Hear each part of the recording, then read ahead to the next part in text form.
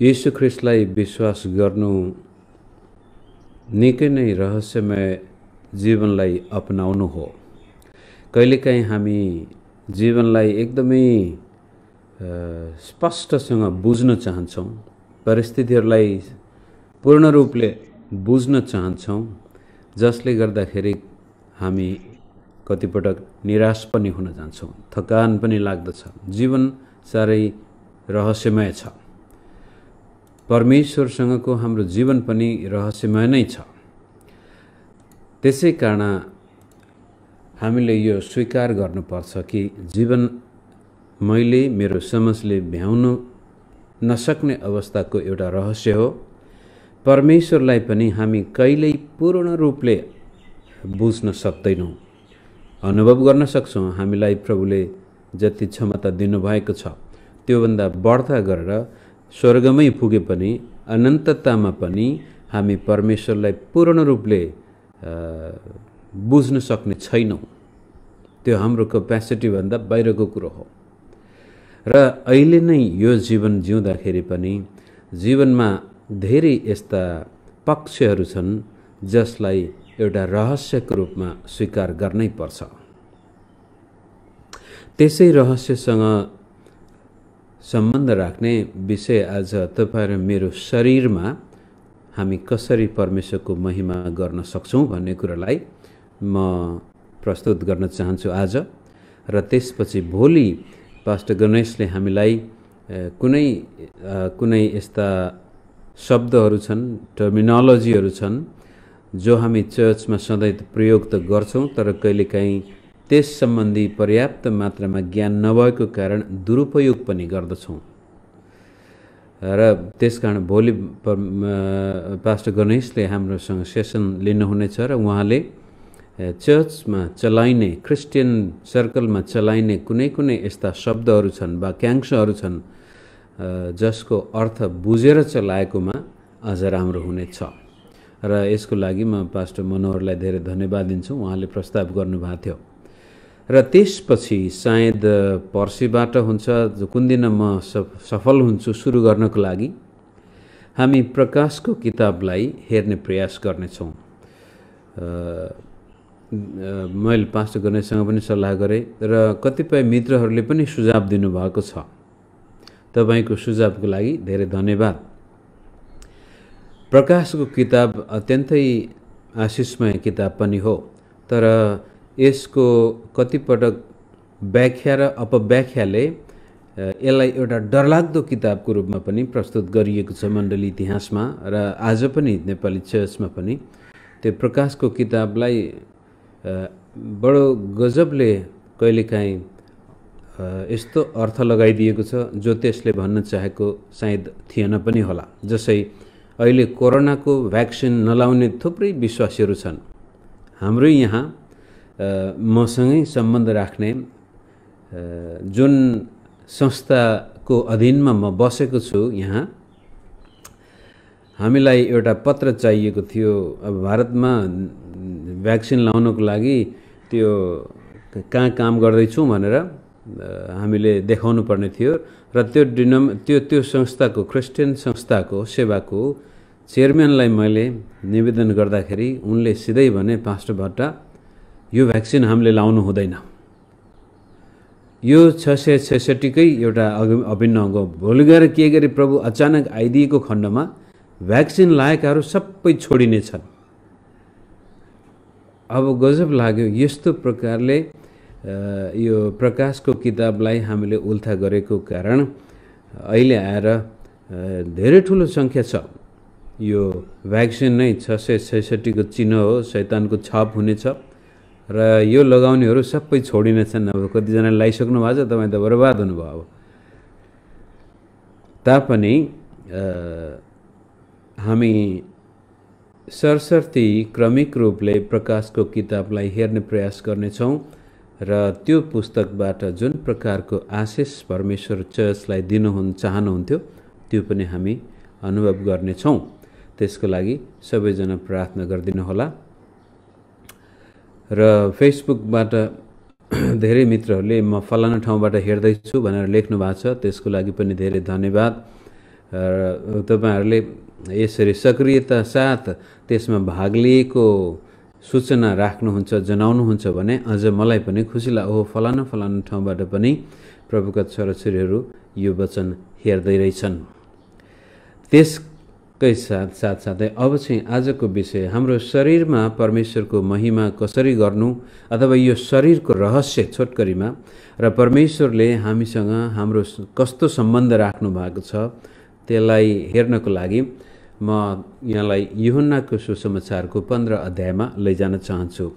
यो लानुको मुख्य उद्देश्य के भन्देखि रहस्य भन्दैमा फेरि हामीले एकदमै त्यसलाई त्यतिकै छोडिदिनु पनि हुँदैन। त्यो रहस्यलाई महसुस पनि गर्नुपर्छ, अनुभव पनि गर्नुपर्छ। कारण बाइबलीय रहस्यहरू यस्ता छन् कि जब त्यसलाई हामी विश्वासका साथ स्वीकार गर्दछौँ त्यो वास्तविक बन्न जान्छ।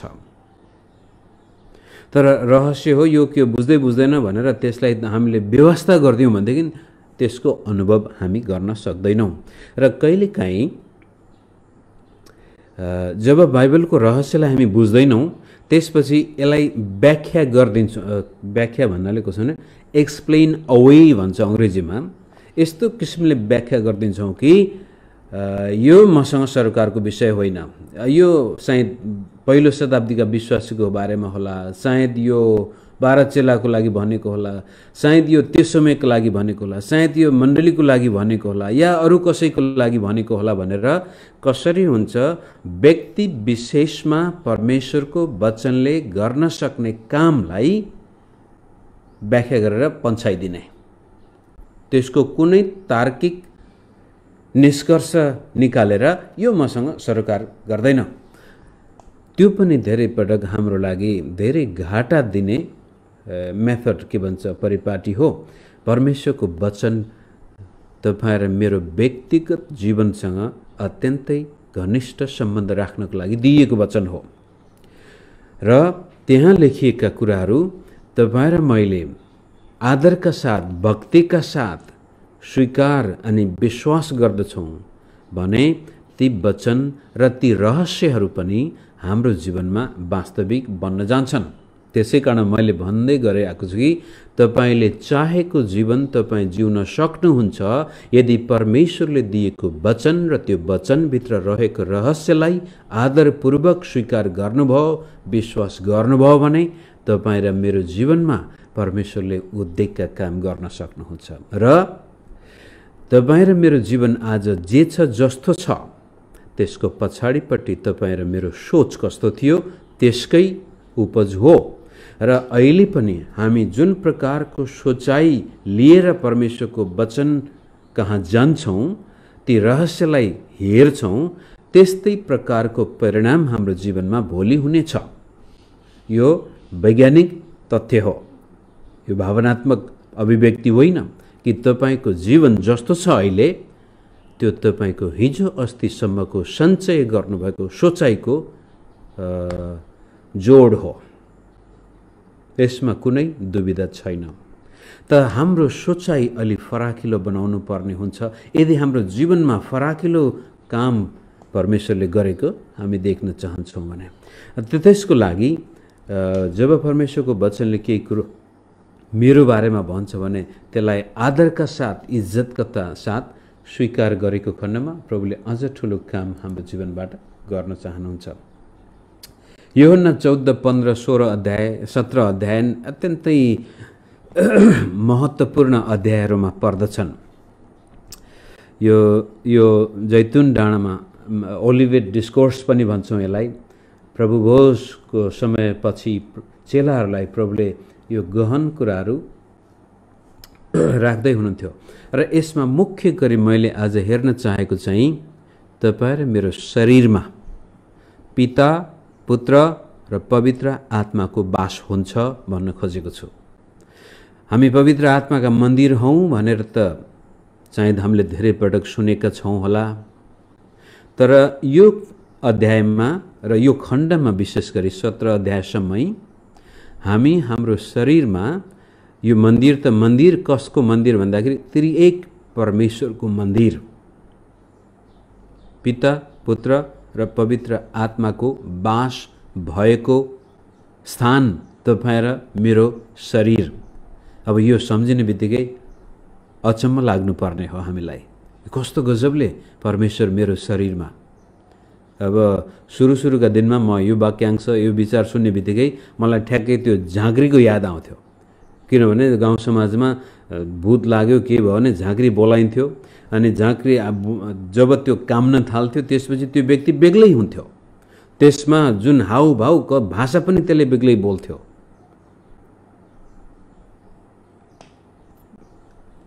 तर पछि जब बुझ्दै गए बिस्तारै बिस्तारै, ओहो झाँक्रीले जसरी आफ्नो शरीर एउटा आत्मिक शक्तिलाई, सायद हुनसक्छ अन्धकारको आत्मिक शक्तिलाई हुनसक्छ दिन सक्छ भने ख्रिस्टियन विश्वासीले पनि आफ्नो शरीर ज्योतिको शक्तिलाई दिन सक्ने रहेछ। ती परमेश्वर त्यो व्यक्तिको शरीरमा बास बस्नु हुँदो रहेछ। त्यसै कारण बाइबलले पहिलो कोरिन्थी 3 अध्यायको 16 पद र दोस्रो कोरिन्थी 6 अध्यायमा के अरे पहिलो कोरिन्थी नै 6 अध्यायको 19-20 पदमा बडो स्पष्टसँग भनिएको छ कि हाम्रो शरीर चाहिँ पवित्र आत्माको मन्दिर, परमेश्वरको मन्दिर, मण्डली पनि र ख्रिस्टियन विश्वासी पनि। अनि त्यो कुरोलाई त प्रभु येशूले यूहन्नाको सुसमाचारमा बडो गजबले यसरी बताउनु भएको छ। पहिलो हामी 9 देखि 11 पद हेरौँ। त्यहाँ चाहिँ पिता र पुत्रको एक आपसको बास गर्ने कुरा, एक आपसमा रहने, एक आपसमा बास गर्ने कुरा यसरी प्रभुले बताउनु भएको छ। यो वार्तामा विशेष गरी प्रभुले म जाँदैछु भनिसकेपछि थोमाले भन्छ, प्रभु तपाईँ कहाँ जानुहुन्छ, तपाईँ जाने बाटो कसरी पत्ता लगाउने भन्दाखेरि प्रभुले भन्छ, बाटो सत्य र जीवन म नै हुँ, मलाई त्यसपछि मलाई देख्नेले पितालाई देखेछ इत्यादि कुराहरू भनिसकेपछि यसोले 9 पदमा येशूले तिनलाई भन्नुभयो, फिलिप यतिको समयसम्म म तिमीहरूसँग छु तैपनि तिमीले मलाई चिन्दैनौ? जसले मलाई देखेको छ त्यसले पितालाई देखेको छ। अब यो वाक्यांशको गम्भीरतालाई हेर्नुहोस्। यहुदी समाजमा परमेश्वरलाई देख्नै असम्भव, पितालाई देख्नै असम्भव, परमेश्वरलाई देखेपछि त्यो मान्छे बाँच्दैन भन्ने चलन थियो। यहाँसम्म कि मोसाले पनि जब प्रभुलाई साँच्चै आम्ने सामने भेट्न चाहे प्रभुले आफ्नो पिठी पछाडि देखाओ भनेर संख्यात्मक भाषा प्रयोग गरिएको छ। हुन त मोसालाई आम्ने सामने आई talk to Moses like a friend face to face भन्नुभएको छ प्रभुले, तापनि मोसासँग मात्र त्यो अनुभव हामी देख्दछौँ। र अहिले यहाँनिर प्रभु येशूले चेलाहरूलाई भन्छ, तिमीहरूले मलाई देख्या छौ भने पितालाई देख्या छौ। यो बडो गजबको शक्तिशाली वाक्यांश प्रभुले यहाँनिर दाबी गर्दै हुनुहुन्छ।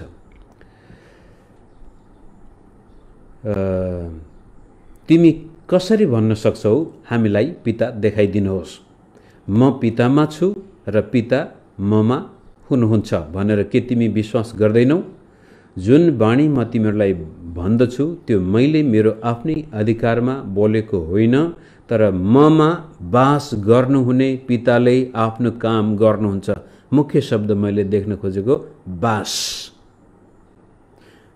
पिता पुत्रमा बास गर्नुहुन्छ।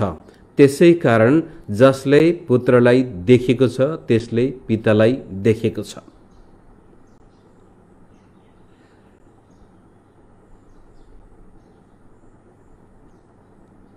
पिताले तर ममा बास गर्नुहुने पिताले आफ्नो काम गर्नुहुन्छ। मलाई विश्वास गर कि म पितामा छु र पिता ममा हुनुहुन्छ, नत्र भने यी कामहरूकै खातिर विश्वास गर।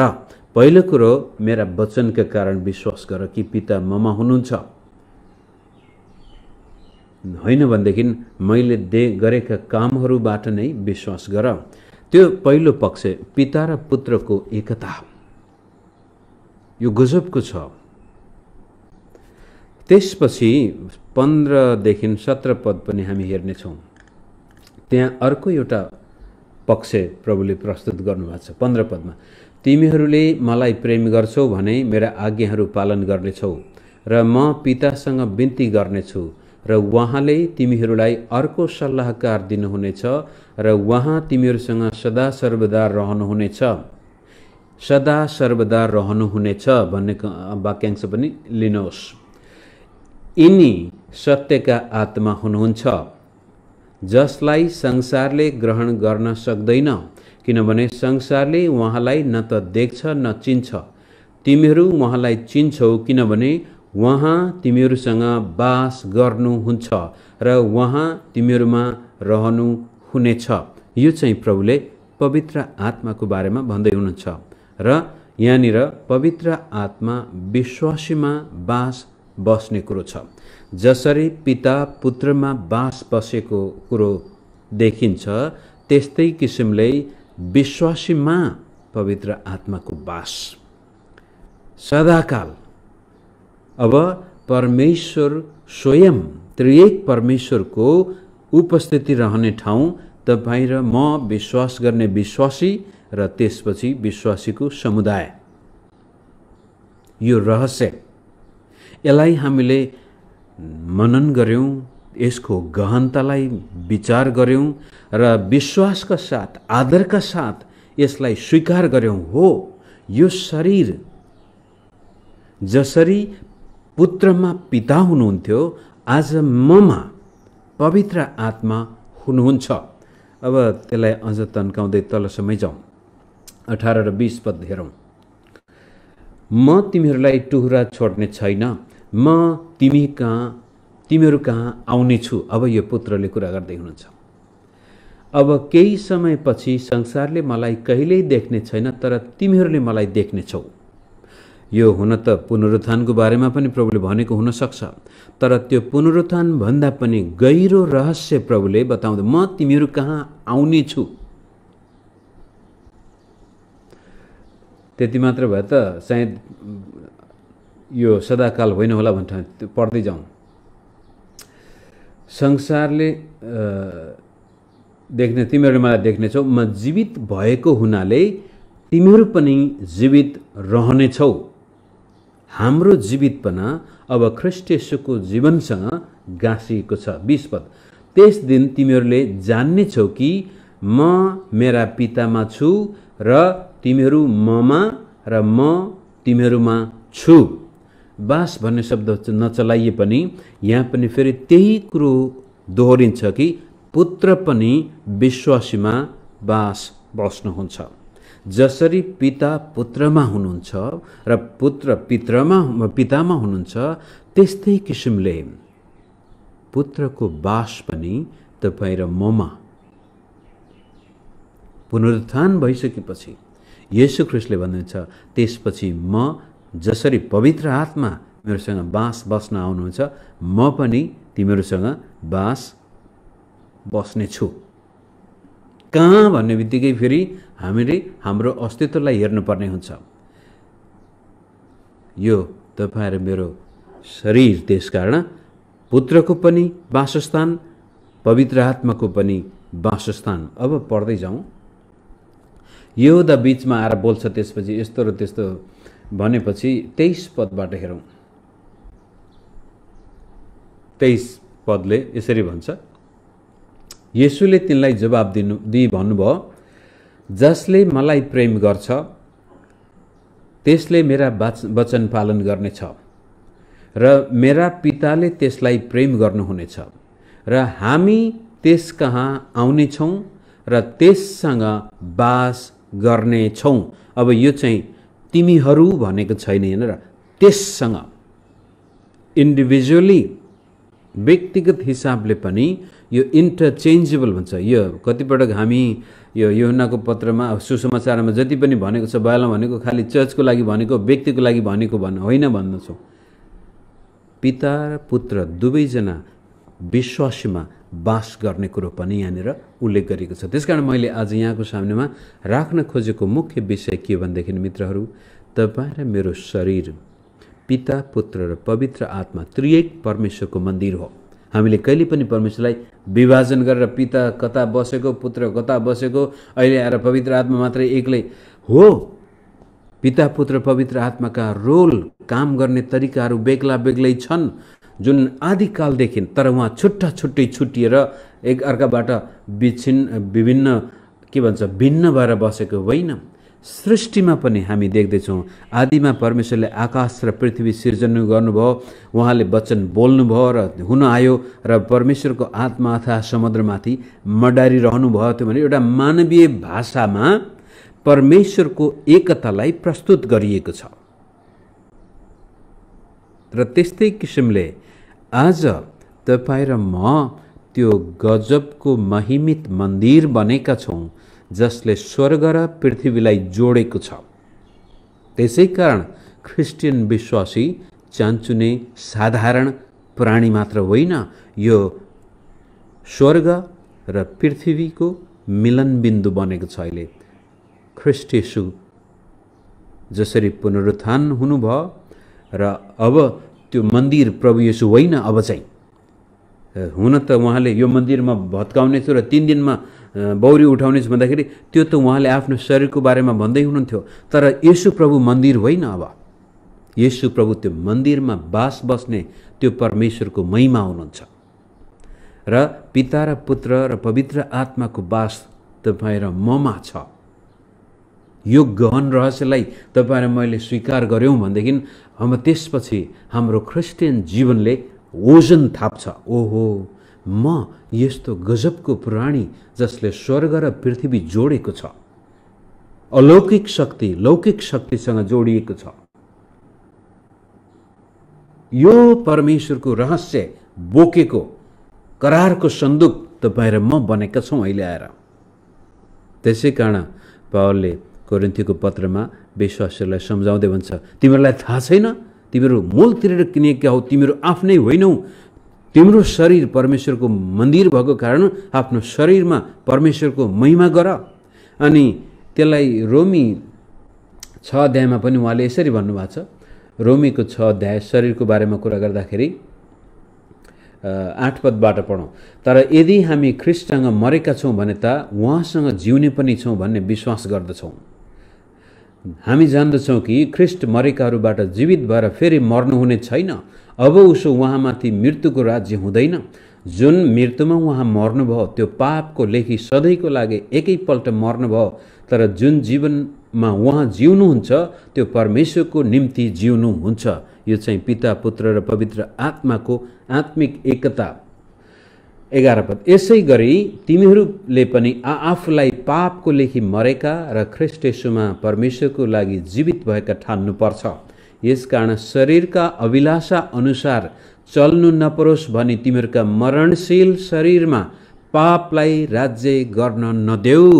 अब जब तपाईँ र म यो मन्दिरको गहनतालाई, यो रहस्यलाई आदरपूर्वक स्वीकार गर्दछौँ र आफैलाई ऐनामा हेर्दाखेरि भन्न सक्छौँ, हो फलाना त जीवित परमेश्वर, त्रिएक परमेश्वर बास बस्ने मन्दिर होस्। त्यस्तो किसिमले इज्जतका साथ आफैलाई हामी हेर्छौँ भनेदेखि अब हामी यसबाट पाप र अधर्मको काम गर्न अनुमति दिँदैनौँ, छुट पनि दिँदैनौँ, बहाना पनि बनाउँदैनौँ। त्यसै कारण यहाँलाई पापलाई राज्य गर्न नदेऊ।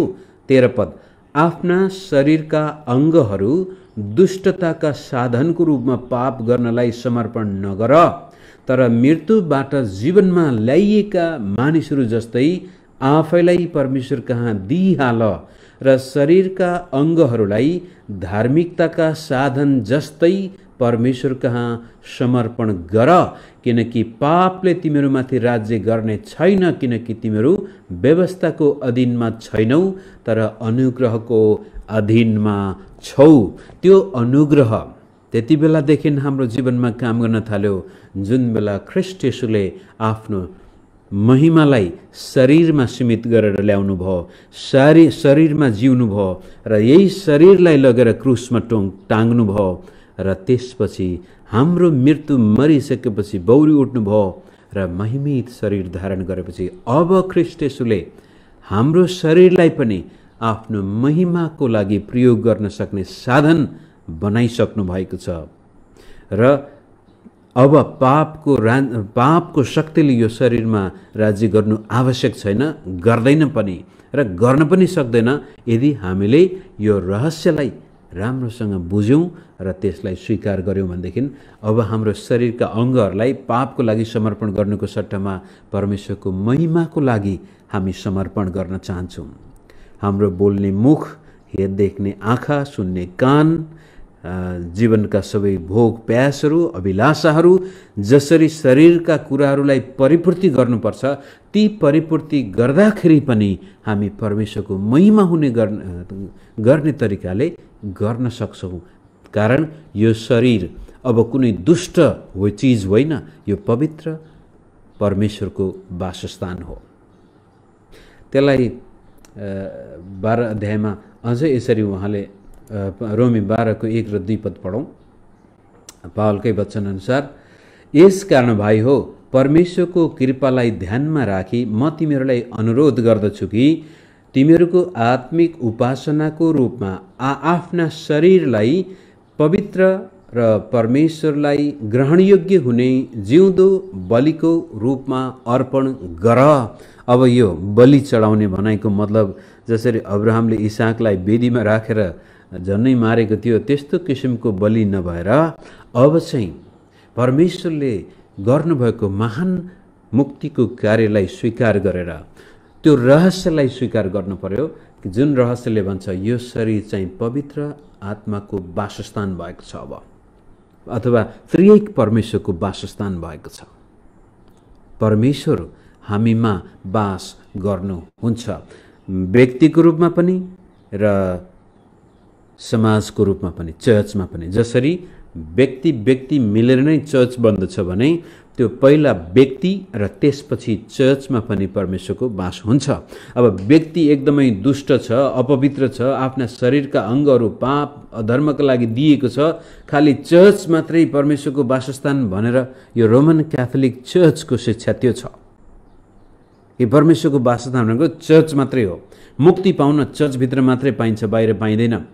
त्यो फेरि यो बाइबलीय व्याख्यालाई व्यक्तिको जिम्मेवारीबाट उसलाई मुक्ति दिन गरिएको हो। तर यहाँ चाहिँ हाम्रो शरीर यो मण्डलीलाई अर्पण गर भनेको नि हाम्रो शरीरलाई पवित्र र परमेश्वरलाई ग्रहणयोग्य बलिको रूपमा दिनु पर्यो, चढाउनु पर्यो र भन प्रभु हेर्नुहोस् म तयार छु, यो शरीर तपाईँले आफ्नै महिमाको लागि सृजना गर्नुभएको र अब तपाईँ यसमा आउनुहोस् र महिमा लिनुहोस्। यो रहस्यलाई जब विश्वासीले बुझ्छ र ग्रहण गर्छ त्यसपछि उसको जीवनमा पवित्रताले काम गर्न मौका पाउँछ र त्यो विश्वासी पापसँग एकदमै सङ्घर्ष गरिराख्नु पर्दैन। किनभने जब जब उसले गल्ती गर्छ, कमजोर, तुरन्तै उसलाई थाहा छ ओहो यो मेरो शरीर यसको लागि बनेको चिज होइन, यहाँ त प्रभुको महिमा हुनुपर्ने हो। येशू ख्रीष्टको उपस्थिति, पिताको उपस्थिति, पवित्र आत्माको उपस्थिति हुने ठाउँ हो। अनि त्यस्तो प्रकारको विश्वास र आदरका साथ हामीले यो रहस्यलाई स्वीकार गर्छौँ भनेदेखि त्यसपछि हाम्रो आत्मिक जीवनले बडो गजबले फड्को मार्नेछ। आज धेरै विश्वासीहरू यो रहस्यलाई सुन्न त सुनेको छ तर त्यसलाई व्यक्तिगत रूपले ग्रहण गरेको हुँदैन। ऐनामा हेर्दाखेरि उनीहरूले पवित्र आत्माको मन्दिर देख्नुको सट्टामा आफ्नै कतिले म त साह्रै सुन्दरी, म त साह्रै राम्रो भन्ठान्छन् होला, कतिले है तेरे म त कस्तो नराम्रो, मेरो छाला यस्तो भइदिएको भए हुन्थ्यो, उस्तो भइदिएको हुन्थ्यो, म अग्लो भए हुन्थ्यो, म त होचो भए हुन्थ्यो भन्ने हुन्छ। तर जब तपाईँले आफैलाई परमेश्वरको आँखाले हेर्नुहुन्छ त्यहाँ तपाईँको सुन्दरतालाई पनि होइन, तपाईँको कुरूपतालाई पनि होइन, तपाईँको हाइट र कलर रङलाई पनि होइन, तपाईँ परमेश्वरको वासस्थानलाई हेर्दै हुनुहुन्छ। त्यो रहस्य हामीले स्वीकार गर्नुपर्ने हुन्छ। त्यसपछि 2 पद, मेरो समय गइसकेछ, रोमी 12:2, यस संसारको ढाँचामा नचल तर आफ्नो मनमा नयाँ भई पूर्ण रूपले परिवर्तित हौ र परमेश्वरको असल, ग्रहणयोग्य र सिद्ध इच्छा के हो सो तिमीहरूले जाँच्न सक। मनको परिवर्तन आउँछ। अनि 1 कोरिन्थी 1 अध्यायमा पनि हामीसँग त ख्रीष्टको मन छ। फिलिप्पी 2 अध्यायमा 1 देखि 5 पद हेर्दा त्यसपछि 11 पदसम्म let this mind be in you that was in Christ Jesus, अथवा जुन मन ख्रीष्ट येशूमा थियो त्यो तिमीहरूमा होस्। एफएसी 4 मा पनि त्यो कुरो दोहोरिन्छ। अरू ठाउँमा पनि कलसीले पनि त्यही कुरो हुन्छ, हामीसँग त ख्रीष्टको मन छ। जब पहिला शरीरलाई हामी त्यस किसिमले बुझ्दछौँ कि यो त परमेश्वरको वासस्थान हो, त्यसपछि हाम्रो सोचाइ पनि ख्रीष्ट येशूको जस्तै बन्न जान्छ। यदि ख्रीष्ट येशूको जस्तै सोचाइ हाम्रो हुन्छ भने त्यसपछि अलौकिक शक्तिले सम्पन्न जीवन हाम्रो बन्न जान्छ। त्यसपछि यस संसारमा हामी अब देखिने कुराहरूबाट बाँच्दैनौँ, जिउँदैनौँ, तर विश्वासद्वारा नदेखिने शक्तिबाट बाँचेका हुन्छौँ र हाम्रो क्रिस्चियन जीवन बडो सशक्त, बलियो र जहाँ गए पनि ख्रीष्ट येशूको महिमा गर्ने विश्वासी जीवन बन्दछ। यति भन्दै म फेसबुकबाट बिदा हुन्छु र मेरो निवेदन यहाँलाई यही छ, कतिपय बाइबलका रहस्यहरू हामी बुझ्दैनौँ, कसरी परमेश्वर ममा वास गर्नुभएको छ, तर त्यसलाई हामीले इज्जतका साथ स्वीकार गर्छौँ, विश्वास गर्छौँ र त्यसलाई कदर गर्छौँ भनेदेखि त्यसको फल चाहिँ हामी भोग्न पाउँछौँ हाम्रो जीवनमा। त्यसपछि परमेश्वरको उपस्थिति, अचम्मका काम, परमेश्वरको ममता, अनुग्रह विभिन्न प्रकारको पक्षमा प्रकट भएको हामी देख्दछौँ भन्दै म बिदा हुन्छु।